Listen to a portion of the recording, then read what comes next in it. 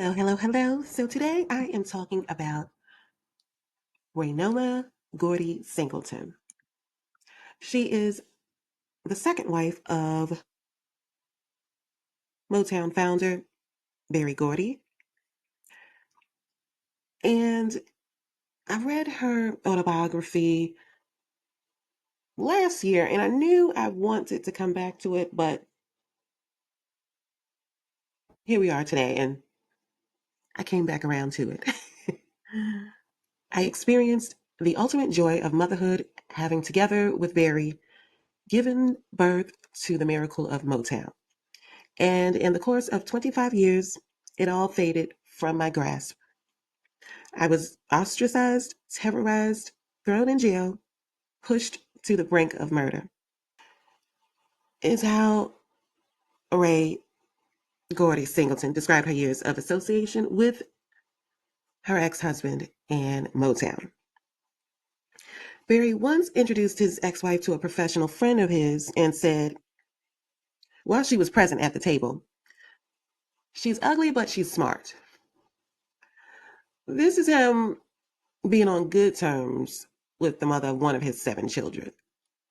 As I read on the story of the forgotten co founder, I started to realize he never loved, never respected, nor ever cared for the woman who helped the former boxer get established in the music industry and ultimately become one of the dominating forces of pop music in the 20th century. Hello, my name is Tamika, and whether you stumbled upon Junkie for a Story or are here by intention, thank you for stopping by. I hope you enjoyed this episode, and if you do, please give it a like and subscribe by the end. And don't forget to click the bell to turn on notifications. That way you won't miss out whenever I release new episodes.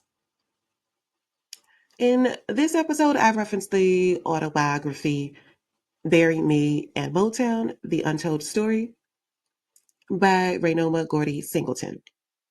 And now, back to the video. The beginning years of Motown. Ray Singleton was a formerly trained musician known as the brains behind the Motown operation. She was one of the songwriters, also one of the background vocalists, and also one of the arrangers. By the time she met Berry, she had been married, then divorced, with a 2-year-old son from that marriage, and barely making ends meet. Ray heard the news that there was a guy asking around for talented singers so he could put together some music groups. Ray was already auditioning and entering singing competitions with her sister Alice by this time, so she was definitely interested. Berry Gordy entered the room after Ray and Alice just won a competition. Now, Barry is, I'm guessing, 5'7". I mean, he looks average height. And probably possessed the physique of a lightweight boxer back then. Average looking. According to his sister Alice, he looks like a raggedy bum. Despite his looks and bad perm, Miss Ray admitted working to keep his attention. Ray does imply that Barry wanted to exploit her musical abilities for his financial gain. Gordy was a frugal man, but also an astute businessman. Some of his influences are Duke Ellington and boxer Joe Louis.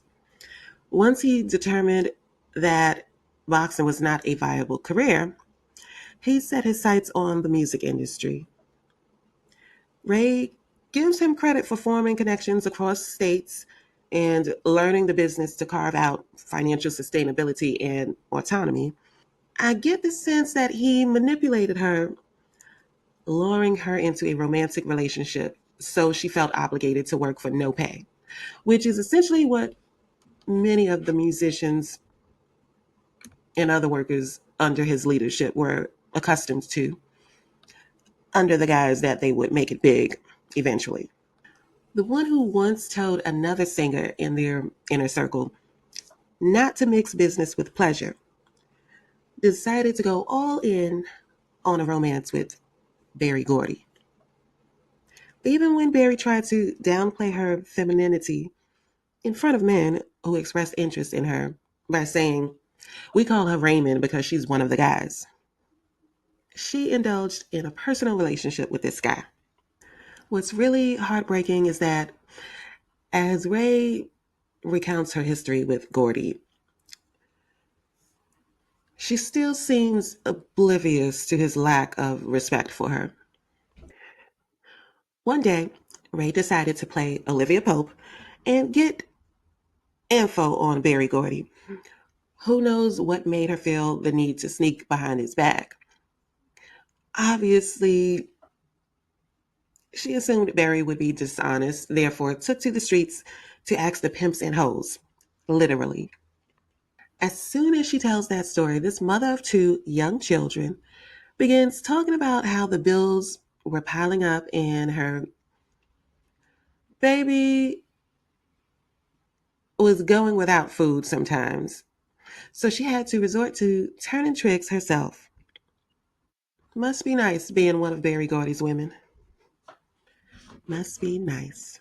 A neighbor of hers who was doing tricks herself offered her a high paying trick, a sample trick, if you will. The neighbor said, "Sugar, it's survival. There's no right or wrong about it. Ask Barry if that's not so. He should know." The gentleman was a nice, clean cut white man. The neighbor kept trying to sell Ray on the idea after Ray at first turned it down. She ultimately said yes because a few paragraphs later, she was counting $17 for 5 minutes of torture. When Barry got home, she said he asked her no questions, but was ready to spend the money. Hmm. Now, Ray should have known that Barry asked no questions because he knew what it was. A grown man living with a woman who has no 9 to 5 knows what it is when she suddenly has cash to pay the bills. It was after that incident that she started broaching the subject of embarking on a business venture with Barry to get paid for the music they created for other artists. They named the company Rayber Writing Music Company, a combination of their two names. They paid for a radio ad that brought in business and they were starting to make a profit off of their services. However, none of the networking and deals Barry made prior with people in the industry mattered because there was no legal paper trail of it. It was as if they were a new company with no credits to their name. So Ray got a fake license certificate so she could register the company and they could start building a legal history of their works. She talked about the musicians and everyone in their sphere being a family, which I read as code for not getting paid. Though she does mention when the money started to come in, they eventually started paying everyone $5 for their participation. Not sure what $5 amounted to in those days, but she credits Barry Gordy throughout her autobiography for his musical abilities. On page 57, she goes over a coaching session she had with Barry on how to put a song together, even though she was the trained musician who played instruments. Barry said, "The key is in creating tension with the hook. You introduce it in the chorus, bring everything back to the verse, distract on the bridge, that's the tension, and then send the tune out with the hook." Bottom line is, the two worked well together and needed each other for what they each brought to the table. When this book was first released, it was a scandal. Some people felt like she was throwing dirt on their name and defaming Black artists for a paycheck. As a reader, she sounds fair in her storytelling. I wouldn't say she's throwing anyone under the bus. FYI, I'm only on page 65. We'll see how this pans out in the end. As the success of the Rayburn Company continued, they subsequently had conversations about starting a record label. This is the ad that played on the radio introducing the Rayburn Writing Music Company, an exciting new music company in Detroit. The Rayburn Music Writing Company is here to service all your musical needs. If you have lyrics, we can take them and put a melody to them. If you have a melody, we can put words to it. Or if you have a singing talent and want to be a recording artist, we will personally write music for you. Not bad. Keep in mind, this is the late 50s, and racism was prevalent and legal. They had a checking account for the business, but needed a business loan to start a record label. Ray said they went to one of the local banks where a white bank manager told them, as they were seated across from him, I don't want you folks to come in here and start bouncing checks now. So, of course, she was not interested in doing her banking there. They went over to the Bank of the Commonwealth, where they were greeted more courteously. And that's where they began a long standing account with that bank. Ray and Gordy went on to have multiple labels and publishing companies together. Everything was smooth sailing until one day Barry unexpectedly announced that he wanted the business to be solely in his name for tax reasons. The obedient soldier he forged her to be, Ray confessed she went to the city county building to have her name removed from Tamla Records and Joe Beat Music. Ray speculates on his sudden change in ownership. I'm saying, in those days, it was uncommon for women to be named owner of a business. It was a man's world and may still be,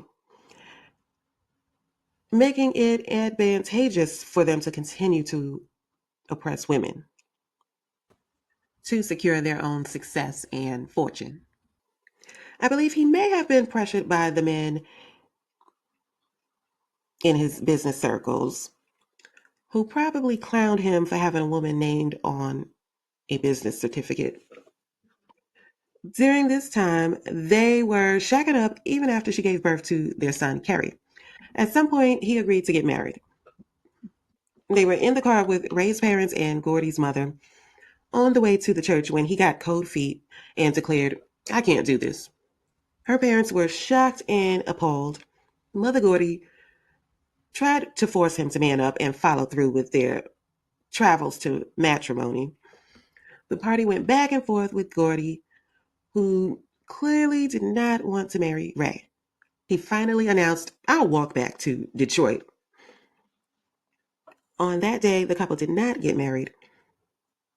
There are many instances of Barry embarrassing her like this, and Ray never caught on. Her mother was beyond upset and told her daughter, now I'm quoting, excuse the language, don't you dare give that nigga his ring back. You can just hear, ooh, the fury in her voice. I'm glad I wasn't there. The next day, he came to his senses and was ready to marry. He only had two requests: do not bring your parents and do not wear that hat. Ray obliged. There's more to the story. Listen on for the time when Barry Gordy had his ex-wife arrested for bootlegging. But next, the battle between the peasant and the diva of all divas, Miss Ross. Now, no Motown story would be complete if it was absent of Miss Ross herself, and the bad publicity she was infamous for attracting. Ray Singleton was at one time the personal assistant to Diana Ross. That's right, the mother of Motown mogul Berry Gordy's son was working as a personal assistant to pay the bills. That old saying about it's who you know did her no favors. Like most of Miss Ross's professional relationships, maybe even personal, this one too ended on bad terms. It's 1968 and Ray is divorced from her third husband, now with three children in tow dependent on her. I can't handle being on the road with Diana Ross, is what Barry said to his ex wife. I couldn't tell they were on speaking terms at this point as I was reading, but apparently they were. Barry and Diana's entangled relationship is well documented and known by the masses. Once Diana went solo from the Supremes, maybe success got to her head, or maybe she always had a big head problem. But the relationship became unbearable for Barry Gordy. He told Ray, "She's expecting you," as she tried to negotiate her salary. First mistake. You can only teach a teachable student. Ray was outcasted and not given credit for helping build the empire Barry Gordy now thrived in. That aside, she did what she was told and went to the Coconut Grove to start work as Miss Ross's assistant. Ray and Diana had history. Diana was a primate when she first came to Motown, before Gordy's magic turned their unpolished group into what we know as the Supremes. She knew Gordy's ex wife as Miss Ray, and back then she was the superstar's boss. Miss Ray was. Now the tables have turned. Miss Ross is a superstar, too saturated in her own celebrity to acknowledge their history and how their roles reversed. Given their past, you would think there's no need for introductions. Ray learned not to make that assumption.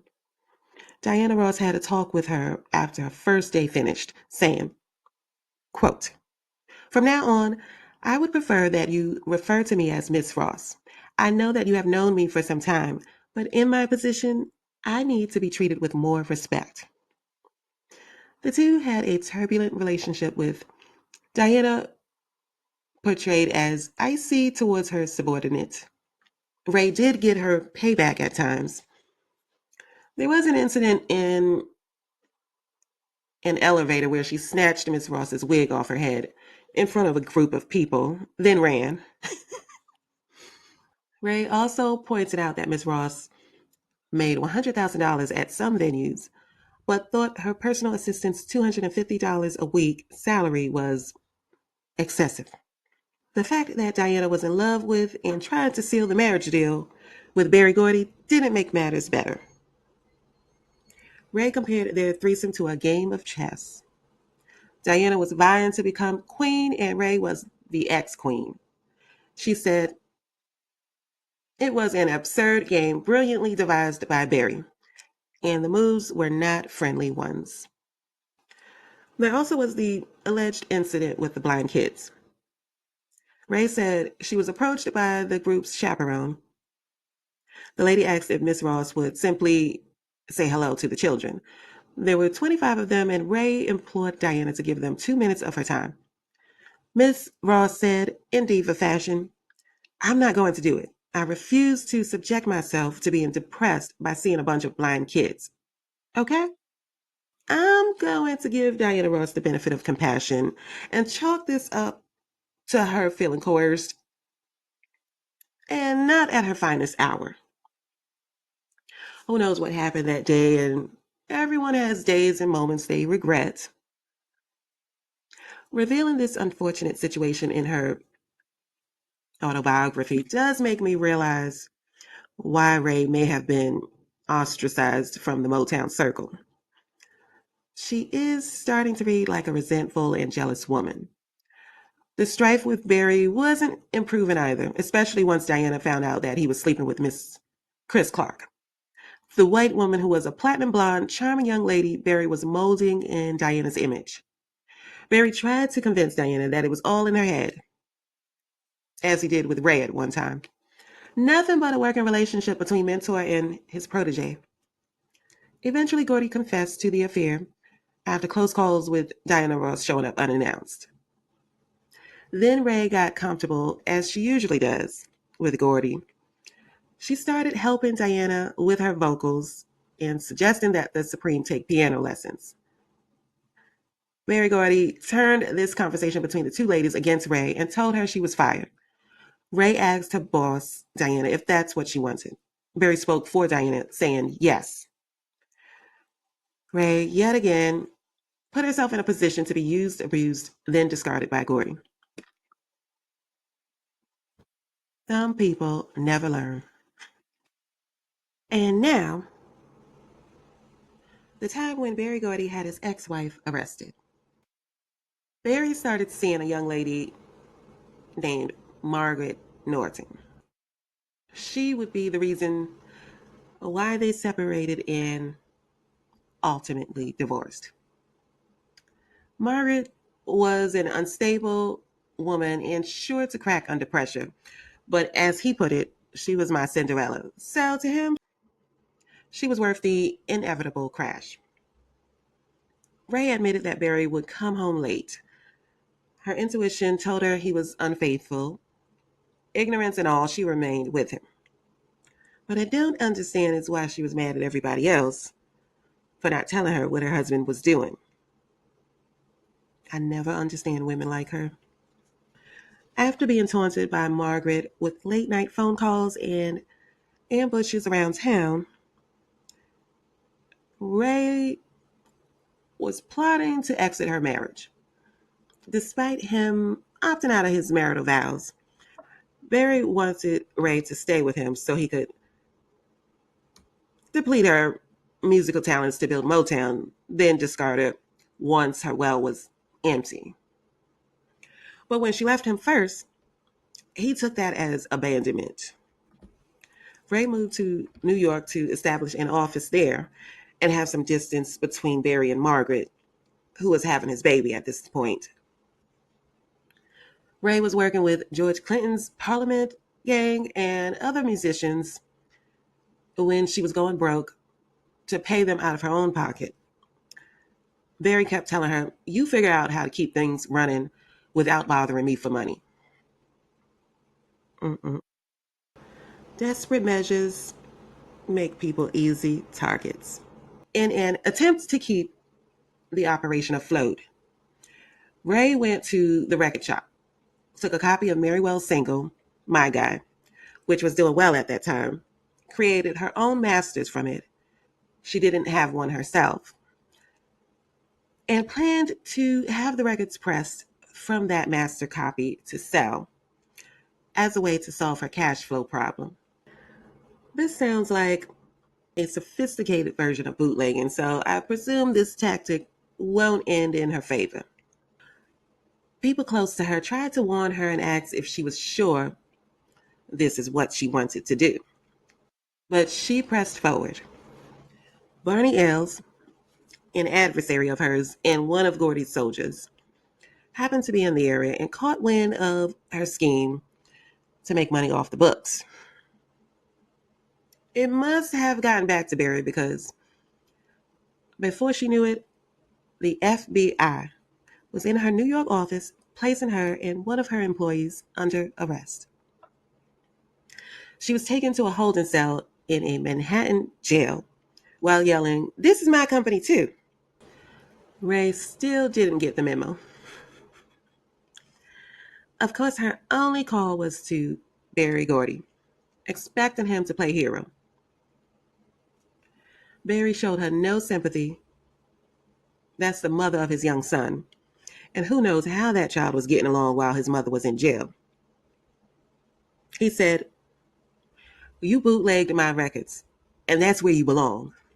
What makes this story so sad is how naive Ray still is. She continued to see Barry as her Black Knight when he's the one who always has his sword out, ready to strike. He called her stupid and careless, and in plain English told her he would not help her. That's a cold, cold man right there. Once she managed to get herself and the employee out of jail, the next day she found the doors to the New York office padlocked. She was not able to retrieve her piano, which she said she purchased with her own money. She flew back to Detroit to meet with the execs and attorneys of Motown. Gordy wasn't present. They gave her two options. She could fight this and get a jail sentence and more, or sign a general release from Motown and all its entities. Upon signing this agreement, her financial settlement was dictated to her. A flat sum of $10,000, $1,382 a month for 10 years, and child support for her son Kerry of $150 a month until he was 18 years of age. Now, I'm no expert on these matters.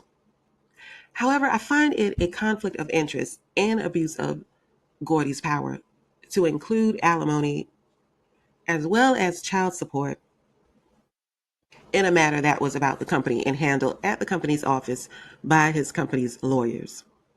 It sounds like she could have and should have sued to have the settlement voided for ineffective assistance of counsel or something. Barry Gordy is the only beneficiary of this agreement, financially and as it pertained to the ownership of their businesses. Nonetheless, she took her lickings and kept on moving. So this is what it is. Well, that's going to do it for Ray and Barry Gordy. Thank you again for watching and listening. I hope you had a good time with this story of Ray Gordy, Singleton, Barry Gordy, and Motown. Let me know what you think of the credibility of Miss Ray Singleton, or Mother Motown as they used to call her. Of course, there's always the argument that she's a scorned woman, and most of the details are dismissed as fallacies for that reason. However, I do believe there is some validity to some of the stories she told, given the time period and how easy it is for a powerful man to erase a woman's efforts and accomplishments from the history books. However, I do think some stories weren't hers to tell, and they were told in poor taste. Let me know in the comments what you think. Again, if you liked this episode, give it a like and subscribe. The book again is Bury Me and Motown, The Untold Story by Ray Gordy Singleton. And that's going to do it for me. I'll catch you in the next one. Bye.